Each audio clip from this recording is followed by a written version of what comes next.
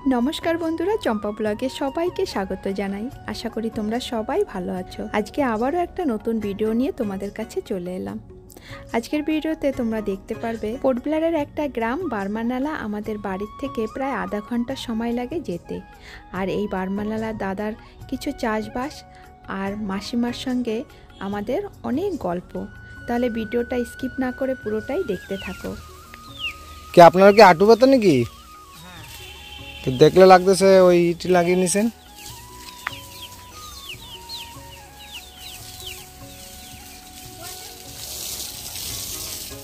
না ভীষণ বিজি, স্কুলেও বিজি। ওই বেন্ডি সব বুড়ো বানিয়ে ফেলেছেন কেন? এগুলো বীজ রাখছি।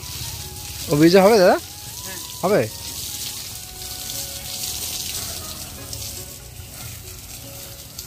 আজকে উৎপাত হবে না, আজকে ওরে বাবা হ্যাঁ সবাই আসছে। এই ক্ষেতে দাদা কি ধরনের চাষবাস করে সবকিছু তোমাদের সঙ্গে শেয়ার করেছি দাদার একটা প্রথম ভিডিওতে। তখন পেঁপে গাছগুলো অনেক ছোট ছোট ছিল, তখন ছোট গাছে অনেক পেঁপে ছিল, আর গাছগুলো এখন দেখো অনেক বড় হয়ে গেছে।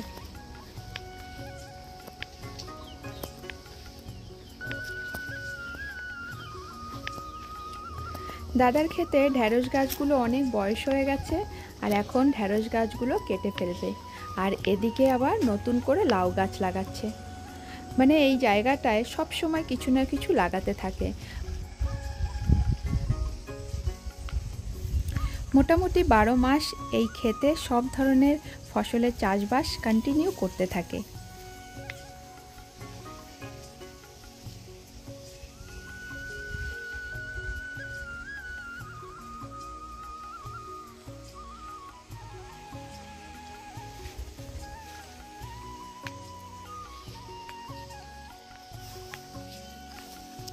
এই ধরে সব বীজের জন্য রেখেছিল।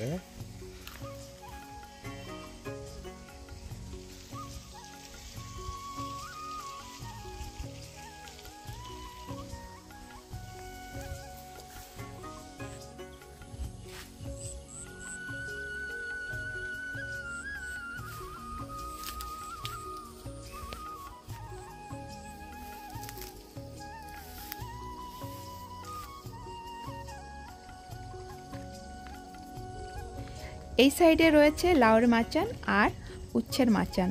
লাউ গাছে লাউ ধরেছে, কিন্তু দাদার মুখে শুনলাম লাউগুলো সব নষ্ট হয়ে যাচ্ছে। কী কারণে দাদাও বুঝতে পারছে না।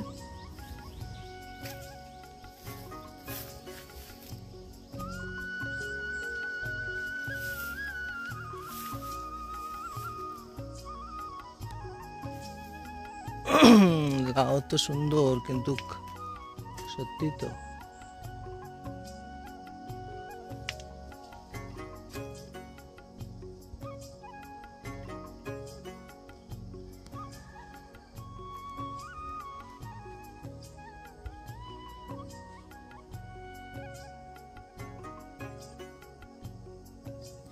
দাদা এই চাষবাস করতে গিয়ে সারাটা দিন মাঠেই পড়ে থাকে আর খুব কষ্ট করে। আর দেখলাম চাষবাসের খুবই অভিজ্ঞতা। কাজের লোক খুবই কম পাওয়া যায়, যার জন্য দাদাদের নিজেদেরই করতে হয়। আর তোমরা সবাই জানো যে আন্দামান নিকোবরে এখন জমি জায়গা অনেকে করা বন্ধ করে দিয়েছে, শুধু কাজের লোক পাওয়া যায় না করে।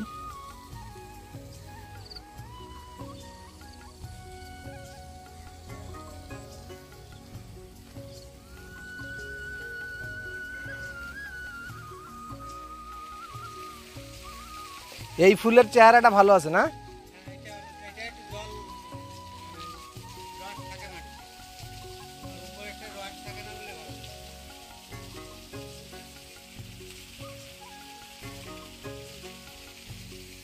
দাদা এইগুলো সেই ই কেটে লাগিয়েছিলেন না? ডান্ডি কেটে লাগিয়েছিলেন না? ওই যে আবার সেই মাছি পোকা শুরু হয়ে গেছে মনে না? এই সব উড়ে বেড়াচ্ছে।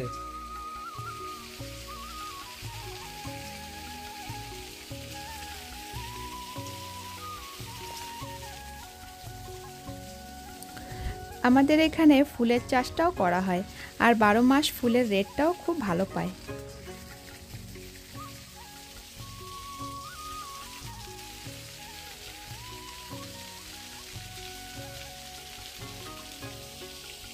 এ সাংঘাতিক জানেন এ পোকা। এই ক্ষেতে যত ফসল তোমরা দেখতে পাচ্ছ দাদারা নিজেরাই তুলে নিয়ে আবার রবিবারের হাট বাজারে জংলি ঘাটে বসেন, আর ওখানেও ভালো বেচা কেনা হয়।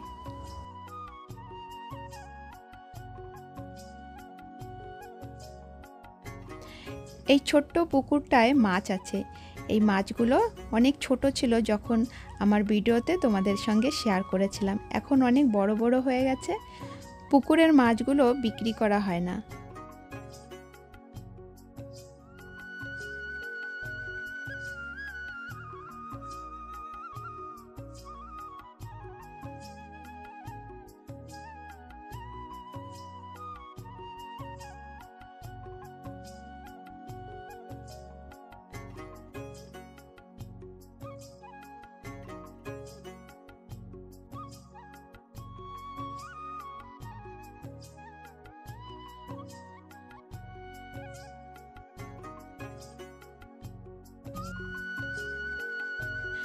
এই সাইডেও গাঁদা ফুল লাগিয়েছে, কিন্তু যেখানে জল বেশি সেই সব জায়গার ফুলগুলো বেশ বড় আর খুব সুন্দর।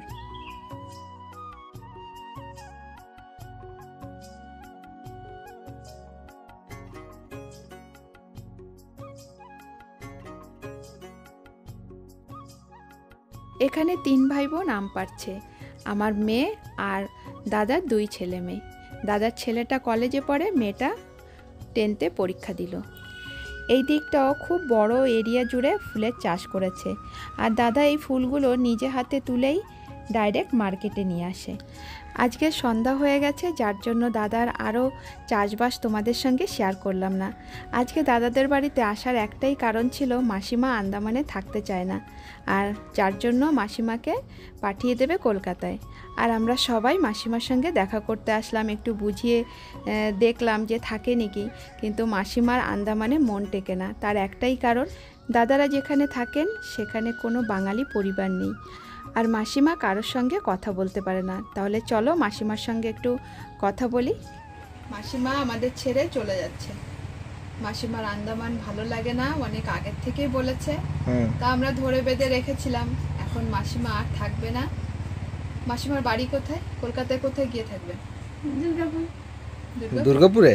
আমার গ্রামের নাম দুর্গাপুর। তাই? গোলঘাট। এই ছেলে নাম আসল। তা এখন ওই জায়গা কে কে আছে? ছোট ছেলে আছে, বড় ছেলে, এই মাঝি ছেলে। বড় ছেলে তো এই যে না, এই দাদা না বড় ছেলে, মেজে ছেলে আর ছোট ছেলে সবাই ওই দুর্গাপুরেই আছে।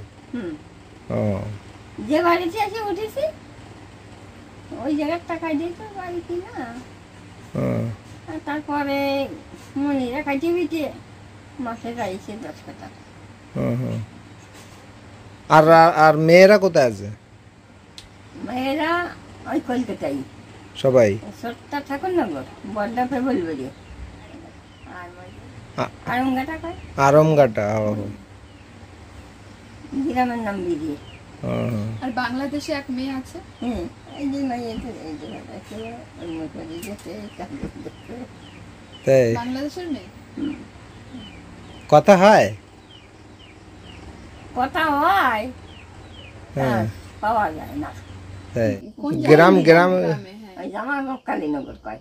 হ্যাঁ, জামার গোপ কালীনগর। জামার গোপ কালীনগর।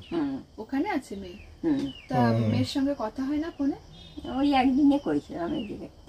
তা আসে না না ইন্ডিয়া আসে না? একদিনে এসে গেছে, যে সময় এসে গেছে সে সময় অসুখ যুগদিমান না বেশি। ঘটাইছিল 2000, শাড়ি ঘটাইছিল 5.5 করে, ব্লাউজের চিত্র থাকছে পরের কাছে। ওই তারা শাড়ি ভেঙে চলে আইছে, তাই যে কাছে ফাটাইছে। তা আবার আন্দামানে কবে আসবেন আপনি? যদি ঠাকুর কোনোদিন আমি আসবো। আন্দামানে যে কয়বার আসলেন, কবার গেলেন? এই যে তোমরা মানে কথা করতে পারো, এই যে এই ভাষা আছে, এই ভাষা আছে, যারা তো যে আঙ্কেল আছে। তা আপনারা যে বললাম চলেন আমার বাড়ি, কয়দিন থেকে আসবেন? শুনবা তো, যে আঙ্কেল আছে না, উনি এসে অনেক কথা কয়, আমি বুঝবেন না, আপনি তো বুঝবেন না। সব কথা কি কয়, এবারে কি যেন মা না কি যেন কয়, মাই কয়। মা খানা খায়া? ঠিক হয়ে যায় খাওয়ার কথা কথা খাইছি। আর কয়দিন আগের থেকে আন্দামানে থাকলে আপনি হিন্দিও শিখে যেতেন। আর বুঝো গেলে আর হিন্দি কথা আছে ও সব বুঝি। আর আপনি ওই আঙ্কেল যে আসে না, ওই আঙ্কেল তো তেলুগু না, তো আপনি তেলুগুও শিখে যেতেন। প্লেনে কয়বার উঠছেন মাসিমা? এই জায়গা, হ্যাঁ এই জায়গায় এই বাড়ি এক বছর থেকে দেখি। তাই তো ওই জায়গা খালি সব বাঙালিরা, ওখানে ভালো লাগে। ওর কাছে একটু বসতাম, তারাও আসতো, কথা বলতাম। ওই যে সেদিন কেউ যে সেই একটা বেটির ছেলে হয়েছে, একটা বয়স শাড়ি দিয়ে গেছে আমার। তাই তো মাসিমা, তা বাংলাদেশে ইচ্ছা করে না কোনোদিনও যেতে আপনার সেই পুরনো ভিটা বাড়িতে? যাতে যে ইচ্ছা করে, বেঁচে আইছি যতক্ষণ। ওই জায়গায় যা ছিল সব বিক্রি টিক্রি করে দিয়েছেন না? আটকে দিয়ে গেল। তাই আর মাটন ছিল বাঘের বাঘ সাইজ খাই, তাই ওই জায়গায় এক খাই হলি, এই জায়গায় 3 দিবি। তা আমি খারাপ নাকি? খাইতে যে মুসলমানদের জন্য এইরকম দরজা খুলে সব নিয়ে গেল, টাকা পয়সা সোনা দানা। আমার বাবার বাড়িতে আমার গলার হাতে ছিল 1.5 বড়ি সোনা, বাড়িতে নিয়ে গেল। আমার 2.5 বছর বয়স, 3 বছর হয়নি, কেবল পয়সা 2.5 বছর। এই মাথা এই ফুলে দিয়ে আর ঠ্যাং এই ফলে দিয়ে তাই পায়খানা তুলে দিল। আরে বাবা, তারপরে আবার উঠে নিয়ে এলো, লেগে রাখলো। তাই সেই বন গায়ে এসে মরেছিল।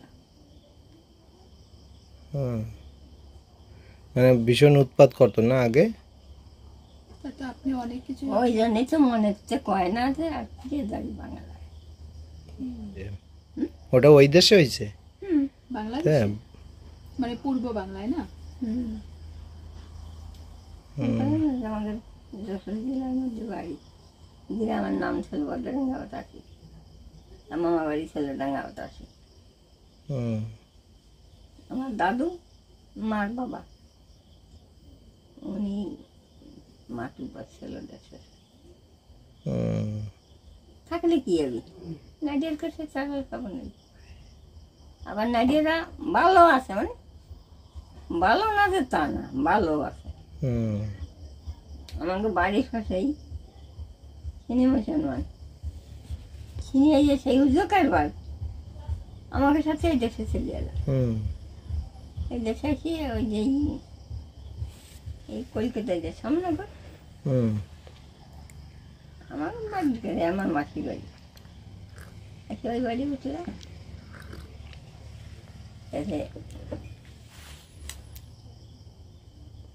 এই মুসলিম বিটা করে কি যে তোমাকে ছেলে দেয়, কয় যে আমি চাই তোদের কাছে। কথা জন্য 4-5 আছে, কয় যে নিয়ে আগের দিন আনে এই ভারত ধরলাম, আবার সেই মিয়া তাও থাকতো। আমরা থাকছি না, গায়ে আর দেবে না। আমাদের আমার 2 বাসুর, আমরা 3 জন, খালি 3 ভাই।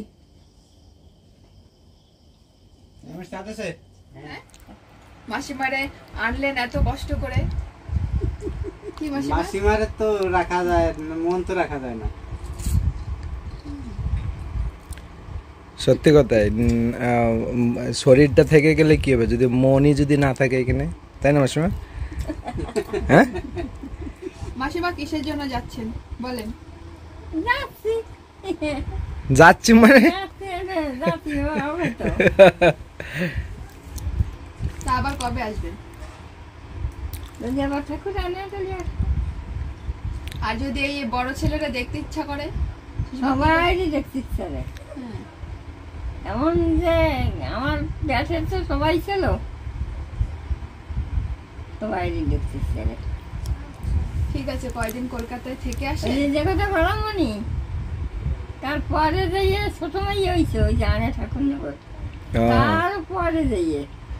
তাই হ্যাঁ তার মানে মেয়েরা সবাই বড়। হ্যাঁ মাসিমা সব পূর্ব বাংলায় জন্ম। হ্যাঁ, আর শ্রীপতি ছোট ছিল গো এবারে।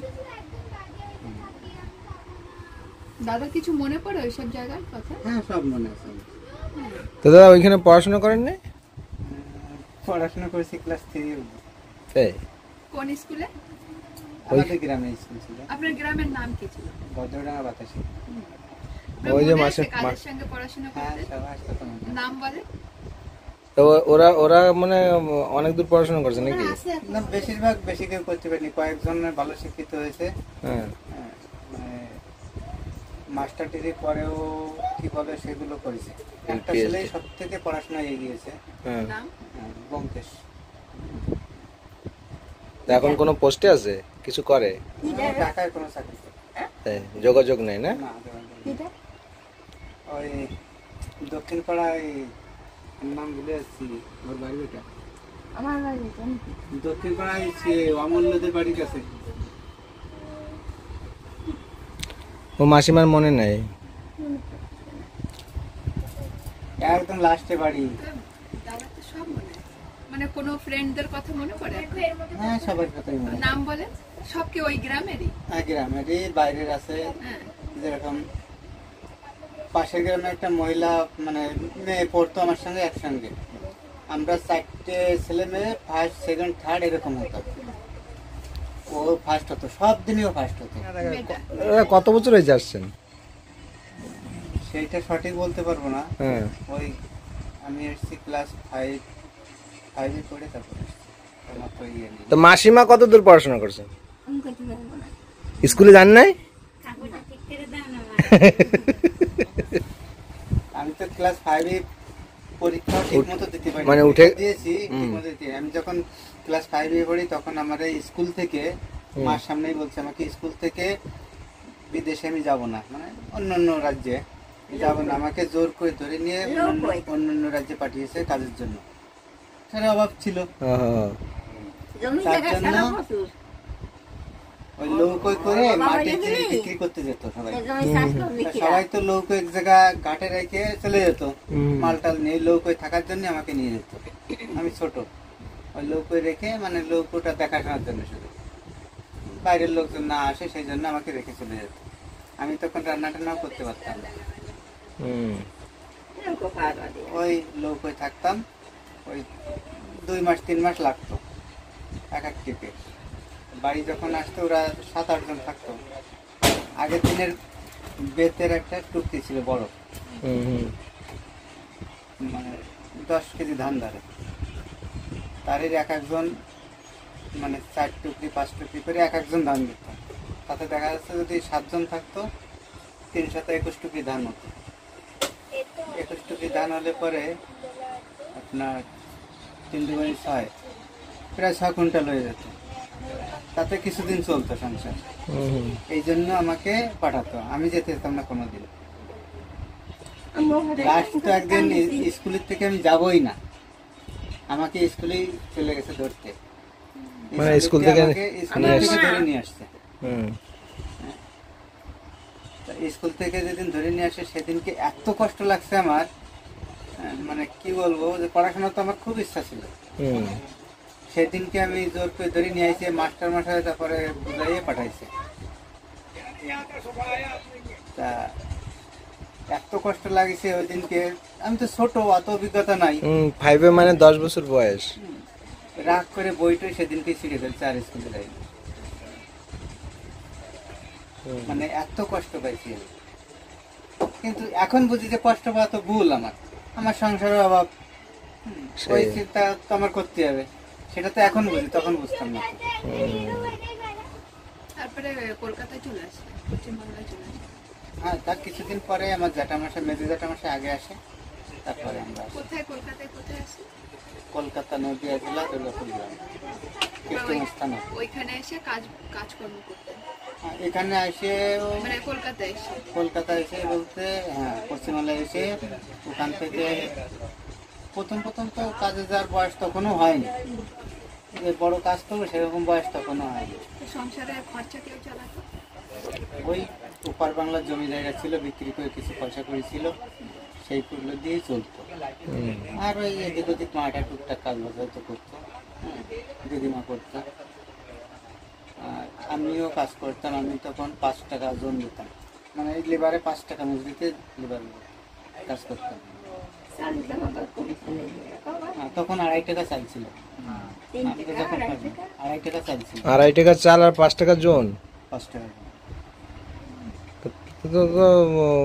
চালের দাম তো অনেক বেশিই ছিল তাহলে, হ্যাঁ, তাই না? হ্যাঁ, মানে 5 টাকা আমার জন, আর যারা করতো তাদের 8 টাকা 10 টাকা। আমি তো ছোট মানুষ, কাজ ভালো করতে পারতাম না, এই জন্য 5 টাকা 5 জন। টাকা। বাবা কি অনেক ছোটবেলায় মারা গেছে? আমার 5 বছর বয়সের সময় বাবা মারা গেছে। মানে ওই পারে থাকতেই। কি করে এত তাড়াতাড়ি মারা গেল? আমাদের বাড়ি যখন মানে শরণার্থী হয় না, যখন ইন্ডিয়া পাকিস্তানে সেই পাকিস্তানে ইয়ে নিয়ে, তখন আমাদের মানে আমি তো জন্ম হয়নি, আমার বাড়ির লোকেদের সবার অবস্থা ভালো ছিল, ফসলাদি সবসময় ঘরে থাকতো, কোনো অভাব ছিল না।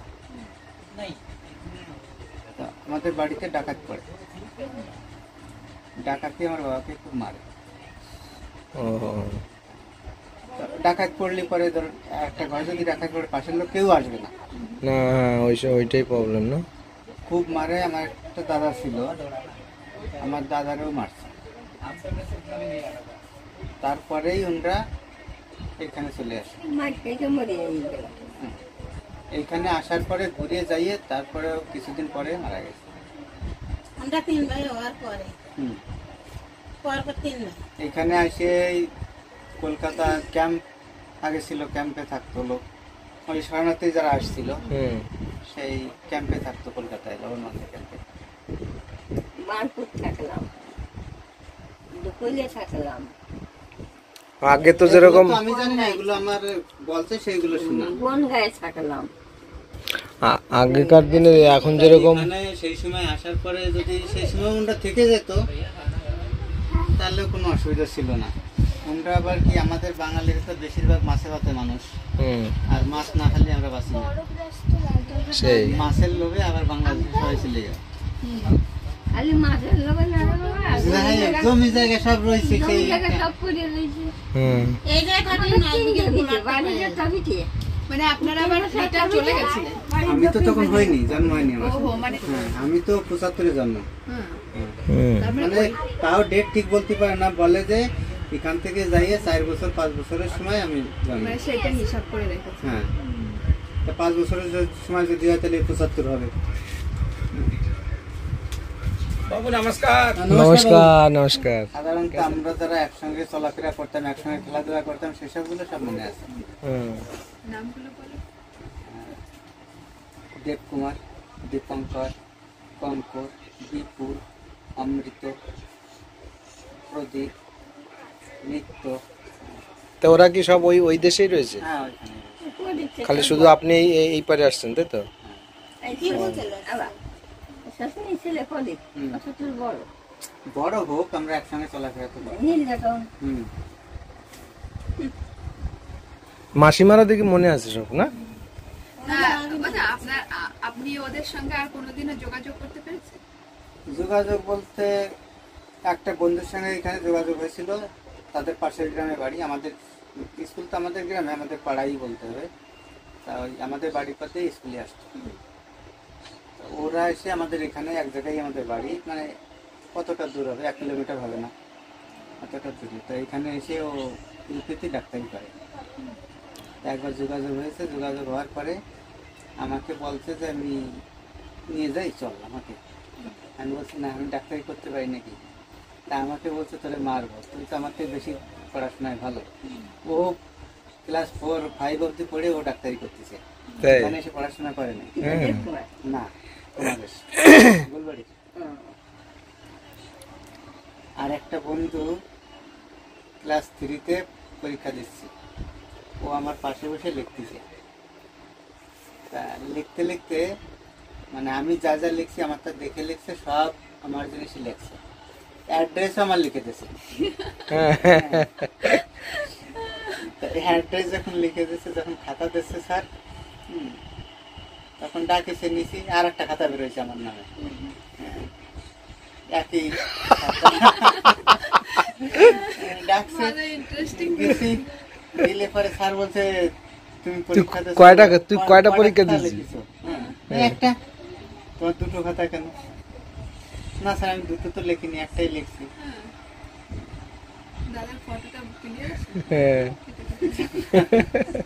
খুব আমার হাসি লাগে এখনো।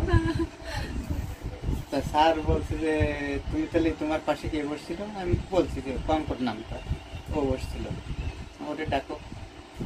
ওরেও ডাকছে, গেছে, ওর খাতা চিনে নিতে পারতেছে না, মানে লেখাপড়া এত কম, আর তো ওর হাতের লেখা থেকেও চিনে নিতে পারছে না।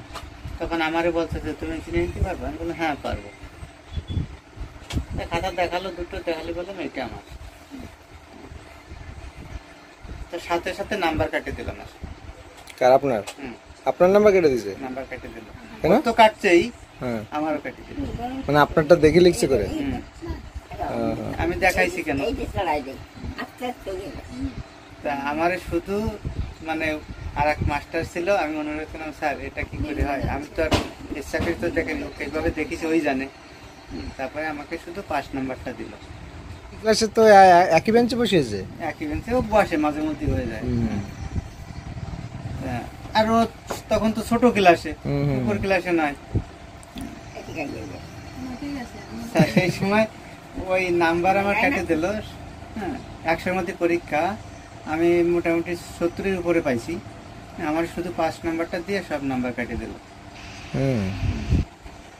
দিলে কি করা যায়, কিছু করার নেই। ওই ছেলেটা এমন পড়াশোনা করতো, ক্লাসে একদিন বলছে যে ও লেখো ইংরেজিতে, ও লিখতে পারে না।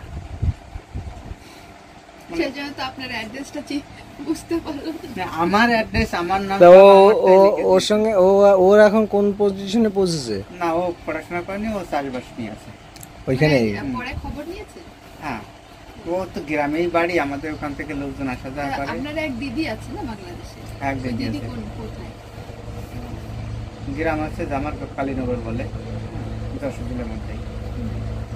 তো ওনার সঙ্গে যোগাযোগ নেই? ফোনে যোগাযোগ হয় না।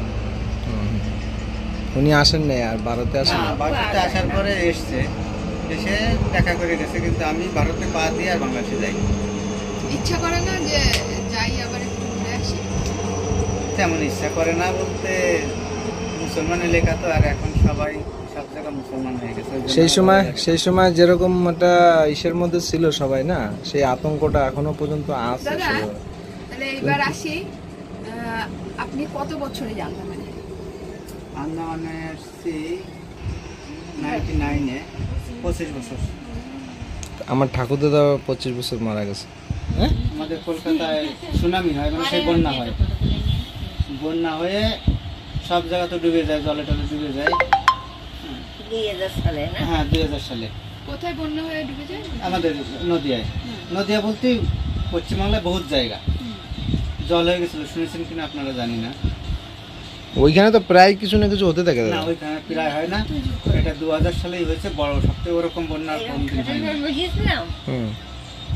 আমাদের ঘরের ভিতরে পাই না, এতটা জল হয়েছিল।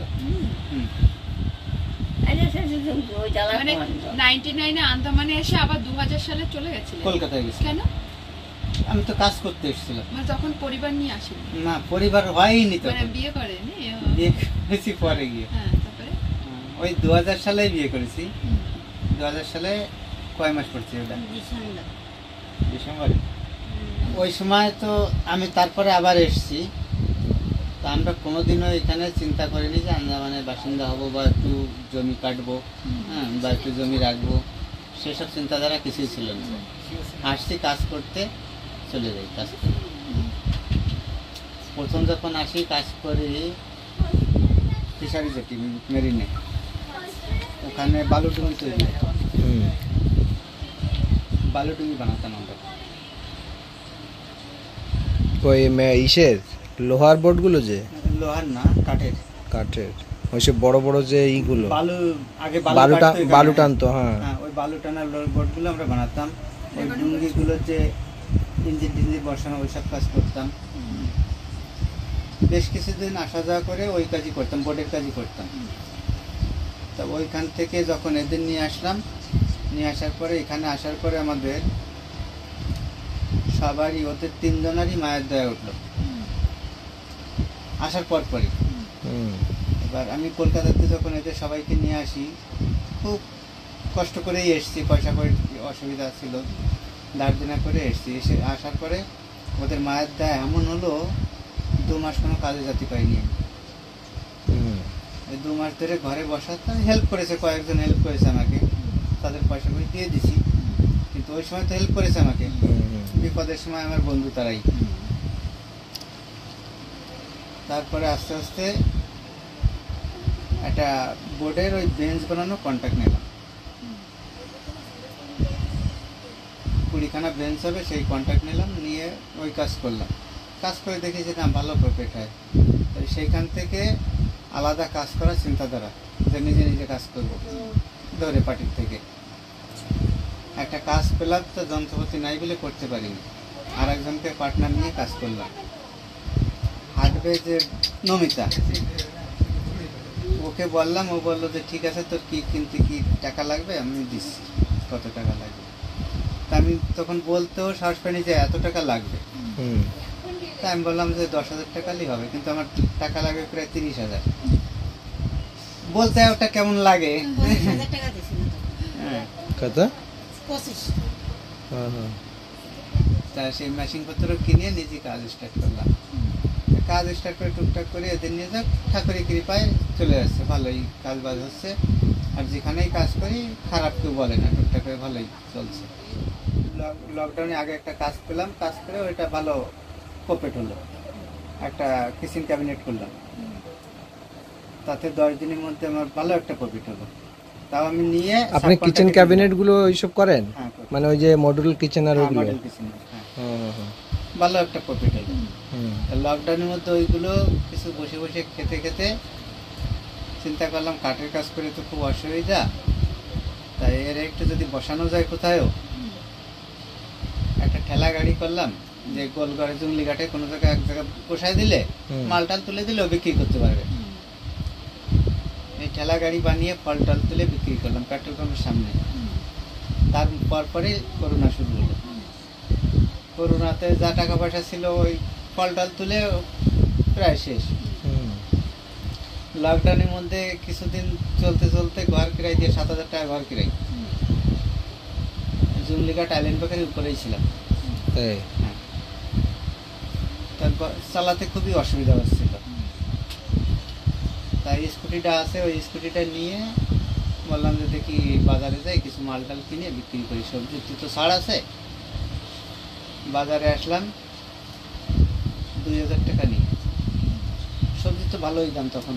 আরে বাবা, লাইন দিয়ে সবজি নিতে, লাইন দিয়ে আমিও 2,000 টাকায় কি মাল হবে। অল্প কিছু কিছু কিনলাম, সেটার দ্বারা কিছু বাকি রেখে গেলাম যে সামনের দিন দেব। ওই করে করে আমাদের জামাই থাকতো তুসনাবাদ, হাবলিপুর। ওনারে বললাম, বললে পরে ঠিক আছে আমি সবজি দেবানি, এখান থেকে এসে নিয়ে যাবো। আমি ভোরবেলা 3টের সময় চলে যেতাম বাড়ির থেকে বেরিয়ে। ওই সময় তো গাড়ি টাড়ি ধরে না, মানে 3টের সময় থেকে অসুবিধা নেই না, তা ওই সময় ধরতো, আমরা বলতাম সবজি আনতে যাচ্ছি, ওই সবজি আনে এনে বিক্রি করতাম, বেশ ভালো প্রফিট হতো। আর আনিয়ে আমি আবার ওখানে হোলসেল দিয়ে দিতাম। কিছু লোক আছে সেটা তো সবাই আনতে পারে না, আমি তাজা মাল নিয়ে আসতাম, তবে স্কুটিতে হয় না, আমি কার্গো অটো নিয়ে যেতাম, কার্গো অটো নিয়ে সবজি নিয়ে আসতাম, আনিয়ে ওখানে বিক্রি করতাম জমিঘাটে। ওতে ভালো প্রফিট হতো। ওই সবজি বিক্রি করতে করতে বললাম একটা জমি কোথায় পাওয়া যায়, জমিতে চলে যায়, এরকম কয়দিন চলবে। ঘর কিরাই 7,000 টাকা দিতে হবে। তখন কিনার বাড়িও সবজি নিতে আসতাম, আগে যে ছিল। একে বললাম যে আমার একটা জমি দেখে দাও, তা হট করে বললো যে আমি এই জমি ছাড়িয়ে দেবো, আমি বাড়ি চলে যাবো, এইটাই নিয়ে নাও। এ যা জিনিসপত্র ছিল সেই হিসাবে একটা টাকা তুললো, এত টাকা দিতে হবে, খাদ্য সব ছিল। তা ওকে সে টাকাটা দিয়ে জমিতে আসলাম, টাকাও ছিল না। নয়া শহরে ভুলপতি আছে, ও কিছু টাকা দিল। হ্যাডও একটা সেট আছে, উনি কিছু টাকা দিল, দিয়ে এই জমিতে আসে তবে এই হোলসেল সেট ওনার কাছ থেকে টাকা নিলাম 2 লাখ, নিয়ে এই জমিতে এসে চাষবাস করে এখন থেকে এই অবধি আছে। জায়গা টাকা কিনেছেন? জায়গা এখনো কেনা হয়নি বলতে হবে, দেখছি একটু কেনার মতো হয়েছে। মানে এখানেই থাকবেন, এখানেই সেটেল থাকবেন? আমার এখানে কোনোদিনও থাকার মতো মন নেই, এখন ছেলেদের জন্য থাকতে হতে পারে। ছেলেদের এখানেই মন লেগে গেছে, এই জন্য ছেলেরা এখানেই জমি জায়গা। ওদের জন্ম এখানে না? বাচ্চাদের ছোটবেলা থেকে পড়াশোনা তো এখানেই করেছেন, তাই এখন আপনি কলকাতায় গিয়ে থাকতে পারবেন না? এখন একটু অসুবিধা হবে বলতে, যদি পয়সা হাতে নাও থাকে, এখানে যে ইনকাম আমি যেটা করি হয়তো আমার খরচা হয়ে যায়, ঠিক আছে, কিন্তু কলকাতায় যে ইনকামও করতে পারবো না, এরকম খরচাও করতে পারবো না। আন্দামানের সঙ্গে আপনারা অনেকটা সেট হয়ে গেছে। এখন কলকাতায় গিয়ে অনেকে বলে আমাদের কাছে যে কলকাতায় যখন যাই, মানে পশ্চিমবাংলার লোকজন যখন রিটার্ন চলে যায়, তখন ওরা বেশি 2 থেকে 3 মাস থেকে আর থাকতে পারে না, আবার রিটার্ন আসে আন্দামানে। না, এটা হয় যে বললাম সব থেকে এইটাই কারণ, যে এখানে খরচা হয়ে যায়, হাতে পয়সা না থাক, কিন্তু যে আমদানি রপ্তানি এই জিনিসটা যে হয়, টাকা আসা যাওয়া যে করে, হাতে রোলিং হয়, এই জিনিসটা কলকাতায় হবে না এতটা। ওইটাই ফ্যাক্ট। এর জন্যই এই আন্দামানে থেকে যে জায়গা কেনার ইচ্ছা আছে বা কিনবেন, তো এতে কোনো প্রবলেম নেই না? না, এতে কোনো অসুবিধা নেই। মানে যে কোনো জায়গা আপনি কিনতে পারেন। কিন্তু আধার কার্ডটা হয়েছে এখানে? না, আধার কার্ড এখানেই, বাচ্চাদের সবকিছু সব কলকাতায় গেলে ভালো লাগে এখন? ভালো লাগে, সবাই দেখলে ছোটবেলার কথাগুলো মনে পড়ে, সবার সঙ্গে দেখা হয়। বৌদির বাড়ি কোথায়, বাপের বাড়ি? আমার বাপের বাড়ি হচ্ছে গাজনা পশ্চিমপাড়া, পশ্চিমবাংলার মধ্যে? নদীয়া জেলা। নদীয়া আমার জেলায় বাড়ি কাছেই। হাসখালি থানার মধ্যে। কইছে আমাকে বাড়ির কাছেই। সাইকেলে আসলে আধা ঘন্টা চলে বৌদির আসে। জন্ম কোথায় হয়েছে? আমার জন্ম এখানে, আমার মার জন্ম এখানে মানে পশ্চিমবঙ্গ। পশ্চিমবাংলায়। আর আমার বাবা 7 বছর বয়সে বাংলাদেশে চলে আসছে, সে মানে 49 সালের দলিল আমাদের আছে, তার আগে আসছে। মানে এইখানে পশ্চিমবাংলায় নিজেদেরই জায়গা জমি? আমাদের বাড়ি 49 সালেই তো আমাদের এখানে ফার্স্ট সেটেলমেন্ট হয়। এখানে বাঙালি 100 বাঙালি পরিবার। বাঙালি যে প্রথম 100 পরিবার আসে, ও আমার 49 বাবার সালে। মুখে ছোটবেলায় শুনেছি, এই যে আন্দামানে আমরা ভূগোলে পড়তাম আন্দামানের কথা, হুম, তখন হচ্ছে কালাপানি। বাবা বলতো ওইটা হচ্ছে কালাপানি। কালাপানি, ওইখানে যে যায় সে ফিরে আসে না, থানায় জেল হতো বা ফাঁসি হবে, সেইগুলো এইখানেই চলে আসে, হুম, এইখানেই পাঠিয়ে দিই। আর আজকে সে ওনার মেয়ে কালাপানিতে। কিন্তু এখন বাবা নেই, বাবা জানতেও পারবে না, বাবা থাকতে তো আসেনি, তারপরে আসছে। কিন্তু এখন থাকলে হয়তো বুঝতো যে কালাপানি মানে বলে ভয় পেতাম, সেই কালাপানি কত শান্তি কিন্তু জানতো যে ওনার জামাই আসে থাকে বা হ্যাঁ, সেটা জানতো। কলকাতা যাওয়ার কথা শুনে মাসিমার হাসিটা দেখো। সবাই সুখী হবে, হ্যাঁ, সবাই সুখী হবে, সবাই যাবা আমাদের ওইখানে, সবাই ঘুরে আসবা, কেমন দেশ দেখে আসবা। ঠিক আছে মাসিমা, তাহলে আমরা আসি এখন। হ্যাঁ।